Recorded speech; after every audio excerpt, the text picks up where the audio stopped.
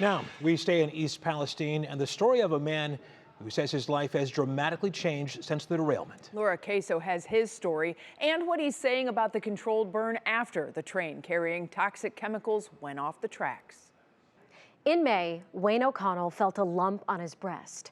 This fall, he had a double mastectomy, and he tells me it is no coincidence that all of this happened after the toxic chemicals from the derailment controlled burn made their way right over his home in eastern Pennsylvania.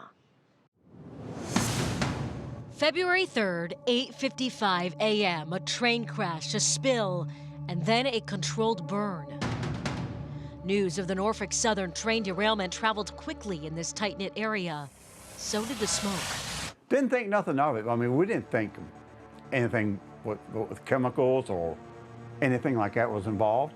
Until Wayne O'Connell realized thousands of gallons of chemicals had spilled into the air and the wind was pushing the plumes northeast, directly over his house.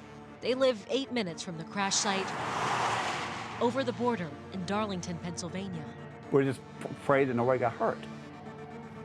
But hindsight tells us a lot of people got hurt. A lot of people. Including Wayne himself. What happened since? I got breast cancer. In May, he noticed a lump. A biopsy followed, 4 weeks of chemotherapy, and then a double mastectomy. He says he's never had health issues in his 25 years of living here. He's only had strep once. Do you think it's coincidence that he has breast cancer and those chemicals were right over your house? I don't believe there are no coincidences. I don't believe in coincidences. No.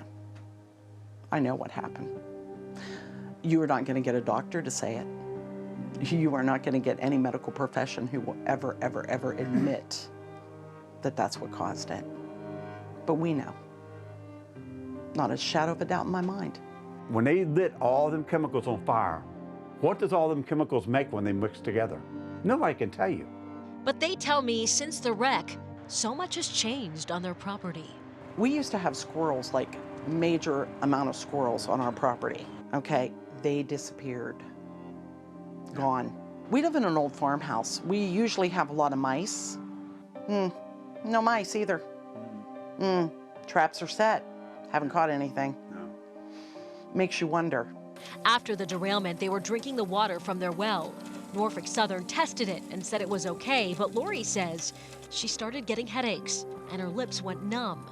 They now only drink bottled water for fear of chemicals all around them. They don't want to leave this home. They paid off their mortgage. They've made memories here with their children and grandchildren. I'm afraid this isn't our insulation. We have an air monitor upstairs that we got from one of the studies, and it shows volatile chemicals and particulate matter. It goes up and down. And yeah, so I've been tracking it, and you know, you don't know what to do. They want more testing, more answers. A family feeling forgotten, and not the only ones who tell us the same exact thing. I don't know. I don't know what's next for me. I know one thing, I'm gonna fight it. I do know that much. Wayne just had a PET scan, but now says he's prone to many cancers, and they are scared. So we took those fears to Governor Mike DeWine and the East Palestine fire chief. What they tell me about the water and the efforts to make this village and the people who live in it and around it safer. That's tomorrow night here at 11. Laura Queso, 3 News.